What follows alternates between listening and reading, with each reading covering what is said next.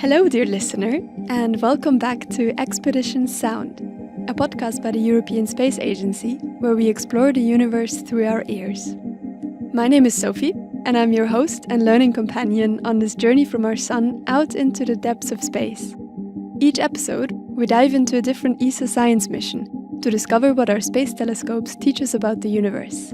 We use sonifications as our clues and turn to scientists as our guides to understand what we can learn when we listen to scientific data. And at the heart of this podcast is the idea that sound can make astronomy more accessible to everyone. So we also talk to some for whom listening opens an especially meaningful door into space exploration. In the last episode, we journeyed to the sun, and on today's expedition, we are journeying further into the solar system to explore the planets of the solar system, and we'll make a stop at planet Mercury. Let's go! Mercury, the first planet closest to the sun, named after the Roman messenger god because when we watch it on the night sky, it moves faster than any of the other planets around the sun. These other planets are of course Venus, then our Earth and Mars. These are the rocky planets in our solar system. And then after those we have the gas giants Jupiter, Saturn, Uranus and Neptune. From what we understand today, the planets in our solar system formed from a disc-shaped cloud of gas and dust that was left over around the sun after it was born. Within this cloud, clumps started to emerge, and from there it was left to gravity to pull more and more material onto those clumps, which then eventually became the planets of our solar system. But there's still so much we don't understand yet about these 8 worlds that dance around our central star, the sun, and when we look at the rocky planets, Mercury is especially unexplored and full of mysteries. For example, did you know it still has ice in its polar craters, even though it is the closest planet to our hot sun? Or did you know that just like Earth, Mercury has a magnetic field? If you're asking yourself why, well, scientists are still puzzled too. That's why, in 2018, ESA, together with the Japanese space agency JAXA, launched BepiColombo to space, the most complex satellite ever to orbit Mercury. Bepi, as we lovingly call the mission, is still on its way to the little rocky planet. And this year, 2026, is actually a pretty exciting year for our teams working on BepiColombo, because this autumn, the spacecraft is set to arrive and settle into orbit around Mercury. Bepi had a pretty complicated trajectory to Mercury. Because the sun has such a strong gravitational pull, it's not as easy as just sending up a rocket and releasing a satellite on a straight path towards Mercury. It would go way too fast, and there is no one on board to push the brakes and steer in the right moments. So we had to use the gravitational pull of Earth, Venus and Mercury to slow Bepi down just the right amount. And this brings us to our sonification of today. For this episode, I have a sonification with me that uses data from Bepi's 6th flyby past Mercury. These measurements were taken with the Italian Spring Accelerometer instrument, or ISA. This instrument measures the vibrations, so the shaking of the spacecraft. And by the way, just in case you've never heard of sonification before, it's basically translating data into sound. This sonification was made by Carmelo Magnifico, an engineer on the ISA instrument team. He shifted the frequency measurements of the spacecraft vibration to make them audible to our human ears, and he did this by speeding up the measured segment from 1 hour to 1 minute. We'll listen to the sonification in a moment. You will hear a kind of eerie underlying hum throughout the sonification. This sound comes from BepiColombo's continuous shaking. So the spacecraft is always vibrating ever so slightly. There's fuel that is slightly sloshing, and the solar panels are vibrating at the natural frequency, heat pipes are pushing vapor through small tubes, and so on. But as Bepi gets closer to Mercury, the Italian Spring Accelerometer instrument is picking up other forces as well that are acting on the spacecraft. See if you can hear in the sonification when this happens. We'll listen to the full sonification in a moment, first without much more information, so you can experience it as a piece of sound. And then afterwards we'll dig into what the different elements mean. If you're able to right now, I encourage you to close your eyes while you listen, so you can try to let the sonification create an image in your mind. Alright, without further ado, here goes the sounds of BepiColombo's 6th flight past Mercury.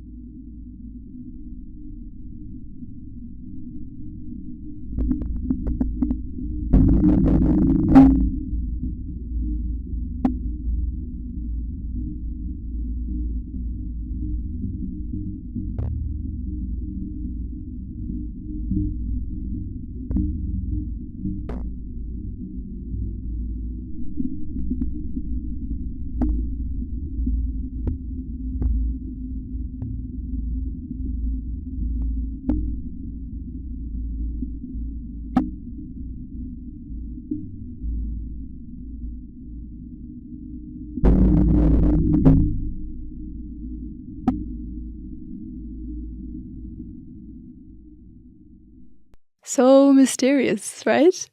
This is the word that always comes to my mind when I listen to the sonification. And I guess that fits with Mercury being such an intriguing planet. It sounds like BepiColombo is shaking quite a bit when hearing all this. But don't worry, the spacecraft was built specifically to be able to handle that. Even those moments when the sound seemed really quite intense. Like this loud rumbling that you heard at some point in the sonification. That's the rotation of BepiColombo's huge solar panels. You could hear this twice actually, once towards the beginning and once towards the end of the sound. And then there's that faint, windy whisper that grows louder about halfway through. It's not wind at all, of course. It's Mercury's gravity tugging ever so slightly harder on one side of the spacecraft than the other. This is stretching the structure of the spacecraft in tiny but measurable ways.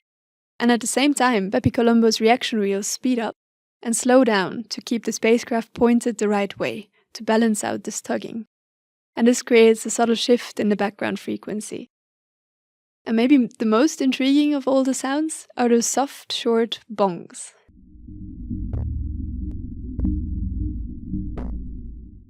They mark the moments when BepiColombo slips into and out of Mercury's shadow, and this causes the spacecraft to suddenly lose the push of the sun's radiation. But what do these sounds evoke in someone whose daily life it is to work on the BepiColombo mission? And why is Bepi even going to Mercury actually? Why is it such an exciting planet to explore? And what are some of the things that scientists are hoping to learn? These are some of the questions that I'd like to ask BepiColombo's project scientist at ESA. So I'm really happy to be able to welcome Geraint Jones in the studio with me today. Welcome to Expedition Sound, Geraint. Thanks very much. Pleasure to be here. Before I pepper you with all of my questions, let me first share our sonification of this episode with you. This also gives our listeners a chance to listen again and hopefully get a little bit more out of the sounds already. You ready to hear it? Mm-hmm. Yes, I am.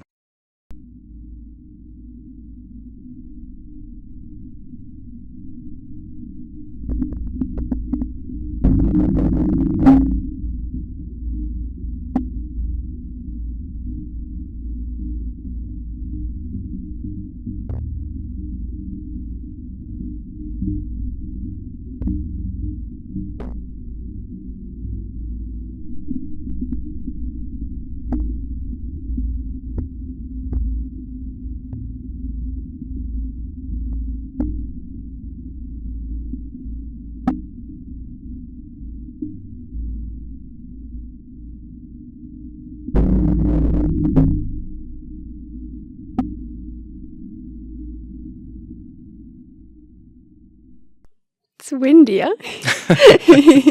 It feels always like you're in a wind tunnel, I find. But as someone being so involved in the mission, what is it that stood out to you when you listen to these sounds? Yeah, so this particular sonification is really special, I think, because it gives you a sense of what it's like to be on board a spacecraft, in this case, BepiColombo. So lots of other sonifications are fantastic because they make measurements with magnetic fields or whatever more accessible because they turn them into sounds. In this case, it really is a sound. It's vibrations inside the spacecraft. So in space, you can't hear. It's a vacuum. Sound doesn't travel. But if, for example, you're sitting on an aeroplane and you rest your head on the outside wall, if you're sitting next to the window, you can feel the sounds of the aeroplane passing through your skull into your ears. And this is a little like that as well. So this instrument, the Italian spring accelerometer, it measures the vibrations inside the spacecraft. So you were saying it was windy. Yes, they're really weird sounds, but there are things going on the spacecraft or things affecting the spacecraft that are at really low pitches, really low notes below what we can hear with our ears and below what elephants can hear. but it's been sped up to bring it up into the range of notes or pitches or frequencies that we can hear. So it really is like traveling inside BepiColombo, and it's the closest we can get to hearing what it's like if we were sitting inside and resting our ear against the part of the spacecraft itself. So yeah, it's a great sonification, cool. I think. So cool. What is it that you do with the mission? Could you maybe introduce yourself shortly to our listeners before we go into the depths of... Yeah, sure. So I'm the lead project scientist for ESA on BepiColombo. It's a special mission because it's joint with Japan. So there's also a project scientist for JAXA, Go Murakami, and also on the project scientist team at the ESA side, we also have Sebastian Bess, who's based at ESAC near Madrid. And we work together to try our best to ensure that the scientific return from the mission is the best we can get. So we get as much science as we can from all the observations made by all the instruments on both the ESA Mercury Planetary Orbiter, MPO, and also from the JAXA MEO spacecraft as well, the Mercury Magnetospheric Orbiter. And also, as well as trying to get the most out of the data that these instruments back, I also represent the science case within ESA as well. So it's also to represent the scientific community as well within ESA, and also Go does the same on the JAXA side as well. Great job to be doing, and great to be involved in the science itself. Yeah. Cool. And there's lots of science to be done, I imagine. I mean, one of my questions is why Mercury? What makes Mercury such an interesting planet to explore, and maybe what makes it especially special among all of the planets in our solar system? Yeah, so Mercury's fascinating. So as most people will already know, it's the nearest planet to the Sun. It's got a solid surface, so like the Earth, Venus, and Mars, it's a planet that you can stand on, made of rock. So it's one of the terrestrial planets. And the terrestrial planets are quite different to planets further out in the solar system. So the gas giants like Jupiter, Saturn, etc., they're quite different. But Mercury, learning about Mercury, what it's made of, what drives it, and learning about its history, then we believe that we can understand more about the history of our own planet and how our home came to be. So Mercury's the smallest of the terrestrial planets. Venus is almost the same size as the Earth, but has developed quite differently, a really thick atmosphere, very hot on the surface due to a greenhouse effect. And then Mercury, it doesn't have a thick atmosphere, but has a very thin atmosphere, which we refer to as an exosphere. There's practically nothing there, but with the right instruments, you can see that there's a very tenuous, thin atmosphere around Mercury as well. So it's interesting for many reasons, as well as what I just mentioned. It has a magnetic field as well, like our Earth does. So if you were to go there with a compass, it would point towards one of the poles, like compasses do here on Earth. And so around Mercury, there is a magnetosphere, like this magnetic cage that protects the planet from the solar wind, this flow of gas that comes continuously from the sun. And Venus and Mars don't have a magnetosphere. So in some ways, Mercury is very different to the Earth with practically no atmosphere. But in other ways, like its magnetic field, it is very similar to the Earth. So it's a planet that has lots of interesting things to look at for those studying rocks, geology, and the interior, the geophysics, also the thin atmosphere and the magnetosphere surrounding it as well. Cool. And the science hasn't really started yet, right? BepiColombo is still on its way to Mercury, and it has been so for a couple of years. Yes, that's right. So it was launched in October 2018. Mm-hmm. And has been traveling through space since then, gradually getting closer to the sun and matching its orbit with that of Mercury.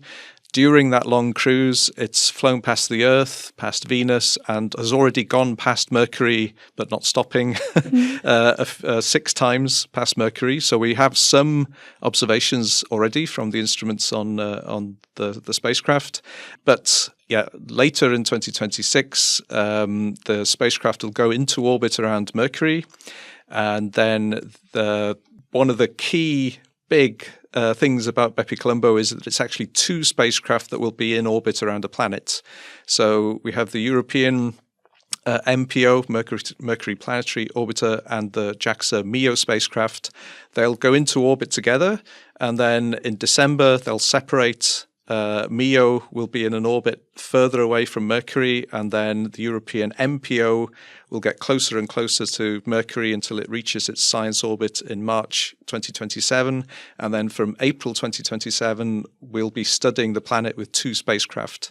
So it's going to be really exciting. So there's fantastic science to be done, and we're getting more and more excited as we get closer to the planet. I can imagine. So all of these years, you've been mostly getting more and more excited. What else have you been doing while you were waiting for Bepi to arrive? Well, yeah, there's a lot of work has already taken place. So there are lots of results that have been published in scientific literature, a lot more than many people were expecting. So just these flybys of Venus and Mercury, we've learnt a lot already.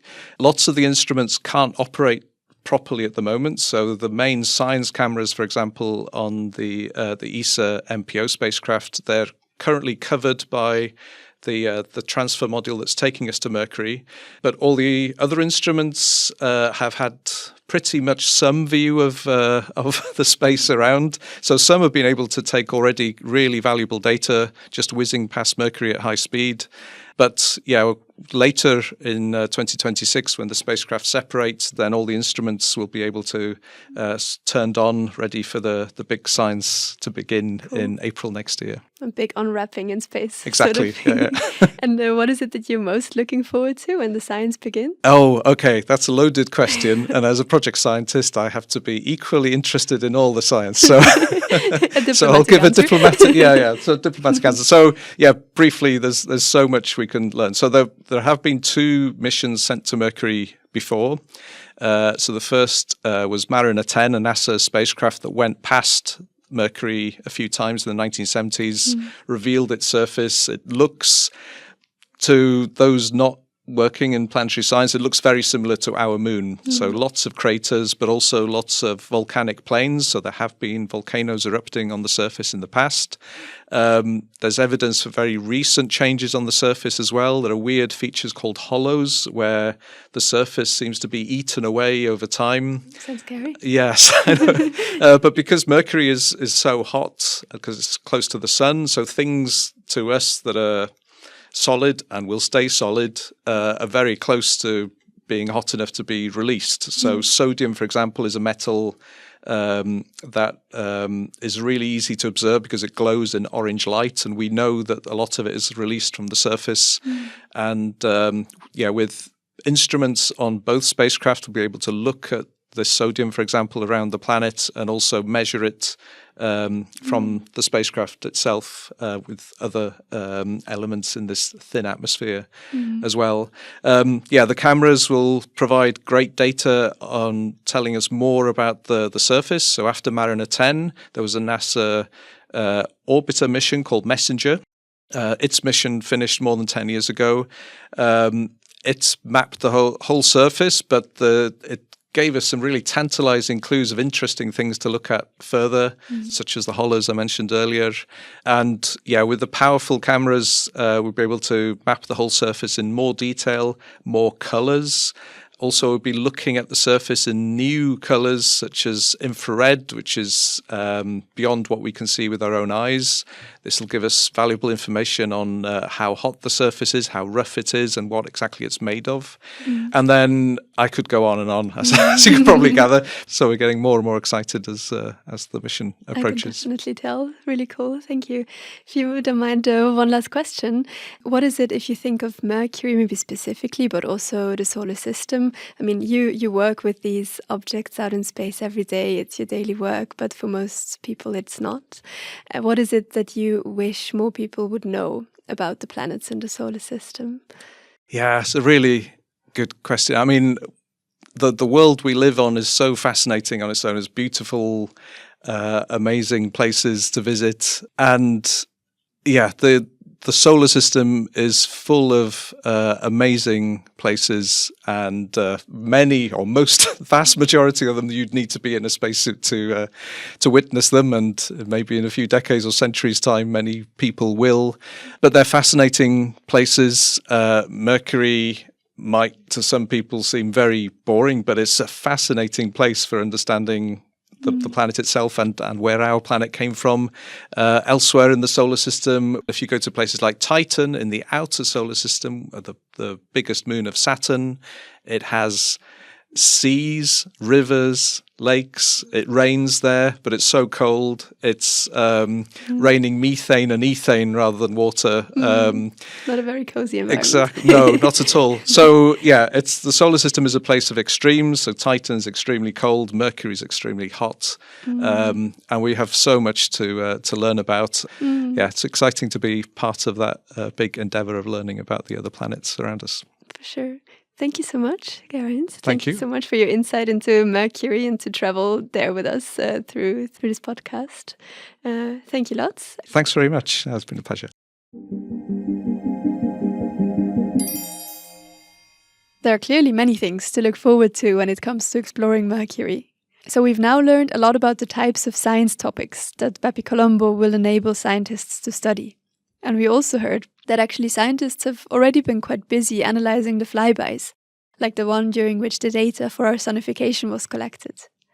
But this podcast isn't only about the science, it's also about accessibility, since sonifications also offer a way into astronomy for people who can't rely fully on visuals.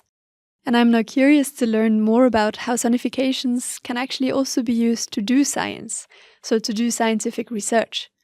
And to learn more about this, I am excited to have a call with Ben Ruggles, who is an undergraduate student with a visual impairment at the University of Portsmouth. Ben is doing his research on galaxy mergers, so it's a bit of a different science topic from Mercury and our solar system, but I'm curious to hear from him how he experiences our soundscape of today, and I'm especially curious to learn how he uses sonifications to do his research.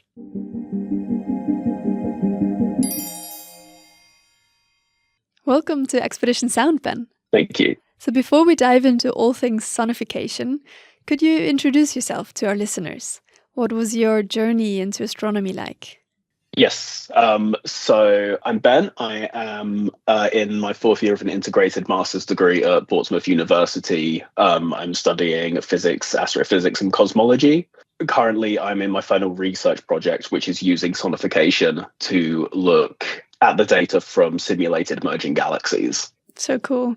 So it's quite clear that for you, sonifications help you, do your research. What was your first encounter with sonifications and how exactly are you using them in your research right now? So my first encounter, the reason I stumbled across it is because I'm a visually impaired student myself. And so I was introduced to it by Dr. Nick Bond, also at Portsmouth University, as a tool for making astronomy more accessible.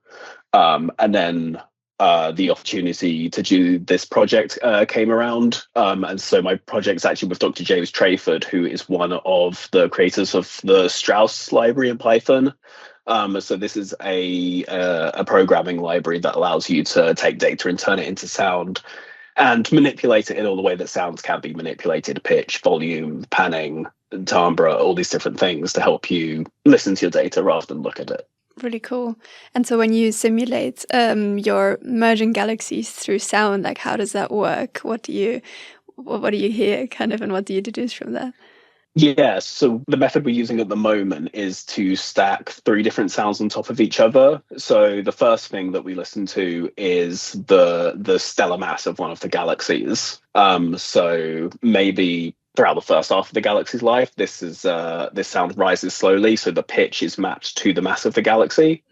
And then you hear this merger event, and it's a sudden step up that you can hear very, very clearly when the merger happens. And then layered on top of this, we will use like a clicking sound, like a Geiger counter. And so each click represents the creation of one solar mass. So this shows you how many stars are being created as well, because often what happens is galaxies merge, gas gets compressed together, and you have this sort of starburst effect where all the gas turns into new stars.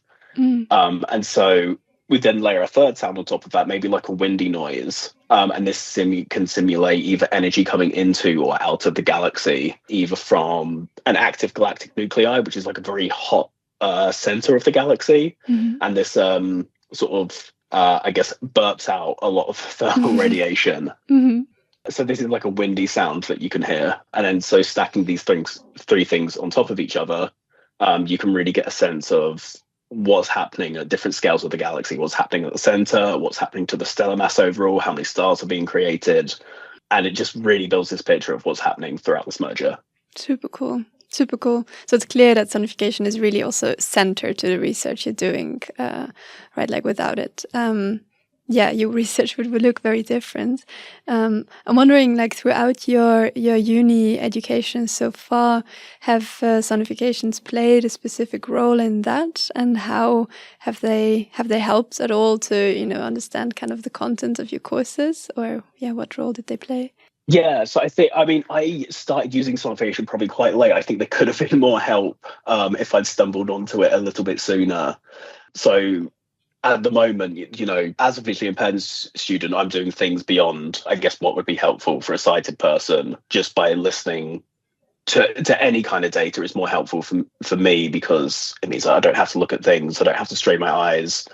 And so having really quick access to be able to make this data audible is really helpful for me. And it's why the Strauss library is so good, because you can do this so quickly as well. It's very efficient, which means, for me, this takes much less time than having to look at a load of graphs. Yeah, I can imagine, 100%. Are there any challenges that you encounter in using sonifications for your research, or what's the biggest kind of challenge you run into?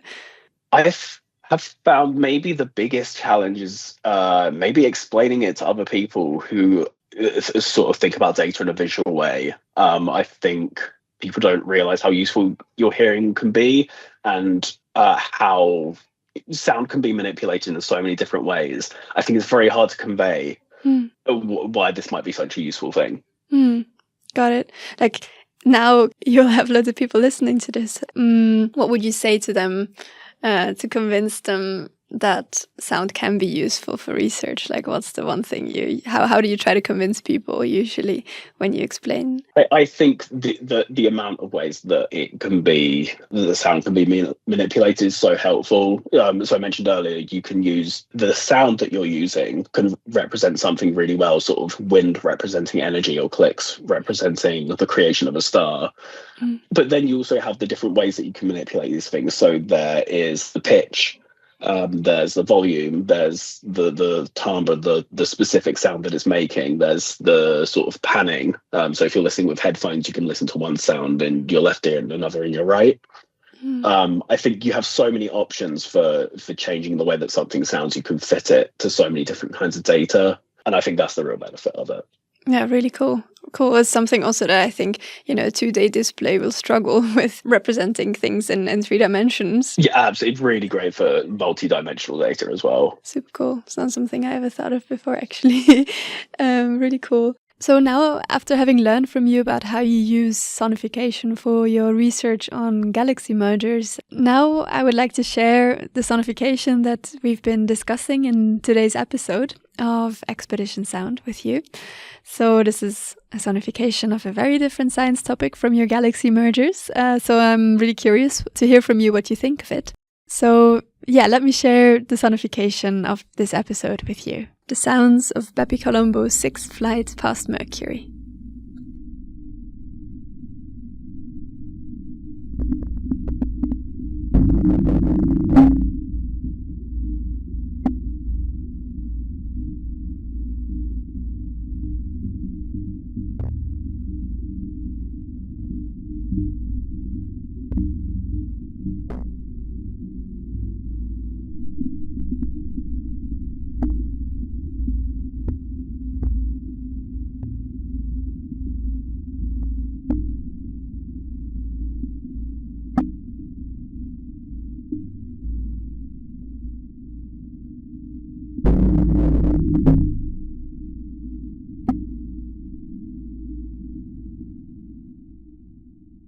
What did you think? And especially when you first listened to this sonification, what stood out to you, and what imagery did it create in your mind? Yeah, I guess what it made me think of first is if you ever listen to sound, taken underwater through hydrophones and stuff like that. which I guess it couldn't be further away. But that was the first thing that made me think of. Interesting. Yeah, I can see that completely. Like if you had your head underwater, 100%. Yes. And knowing that it's the sound recorded, sort of the vibration on the spacecraft, kind of with that context in mind, did it create a certain image in your head? Yes, is interesting is thinking about, if you imagine like a spacecraft, just orbiting a planet or something, you don't think a lot is happening to it. And so it just made me think of, sort of all the stresses, both mechanical and thermal, the BepiColombo is going through. I don't think you consider that when you think of a normal spacecraft. No, 100%, I agree. And actually, it's also not something that you can see. I think normally if you see like an animation of a spacecraft, especially when so the sound of, obviously it's sped up. So actually what we listen to in a minute happens over an hour. But over that time, you would never be able to see all of these like minuscule little shakes on the spacecraft. So I guess it's cool we can hear them. Thanks for sharing. So now, as my last question to you today, when you heard the sound, did it make you wonder about something that you'd be curious to know about Mercury or about the planets of our solar system in general? Yeah, I think that it would be so interesting just to I don't know how to phrase this in a more scientific way, but just to hear what the different planets sound like. If you put these spacecraft on the surface, what would you hear? If you imagined you're an astronaut somehow living on these worlds, what would it sound like? Would they sound very different? All planets, they all have different atmospheres and different climates. It'd be interesting. You don't really think about how, if you think about how places look, you don't necessarily think about how they sound.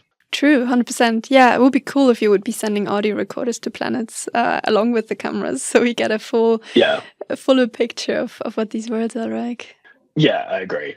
It's it's nice to immerse yourself in the world a bit. Oh, for sure, 100%. And sound does that almost much better than visuals ever can. Yes. Thank you so much, Ben, for sharing kind of what a sound like this inspires in you. And also especially thank you for sharing the work that you do with Sonifications. I think it's really, really cool to hear that sound can not just be used to, represent images to sort of for scientific outreach, but also for actually doing research. And so it's really cool you're sort of pioneering that as well. And I hope that more and more people will realize how useful of a tool that is. Yeah. Thank you so much for having me, and thank you for sharing Sonification with your audience. I think that's really great. I hope it's useful for as many people as possible.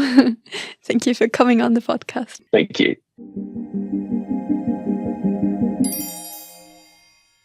With this, we've come to the end of our journey today. So today we quite literally journeyed to Mercury aboard BepiColombo through our sonification of today, in which spacecraft vibrations, which were measured during one of the flybys of Bepi, were sped up to make them audible to our human ears. And as we heard from Geraint, the sonification kind of gave us this experience that is as close as we could possibly get to really feeling what it would be like to be on board of Bepi. And in our conversation with Geraint, we also learned about some of Mercury's mysteries that we can expect to unravel in the coming years when BepiColombo arrives at the planet and the science can finally begin. And most of all, I think what I'm taking away from the conversation with Geraint is that it is a really exciting time for Mercury exploration, and there's lots of new science to look forward to in the coming months and years.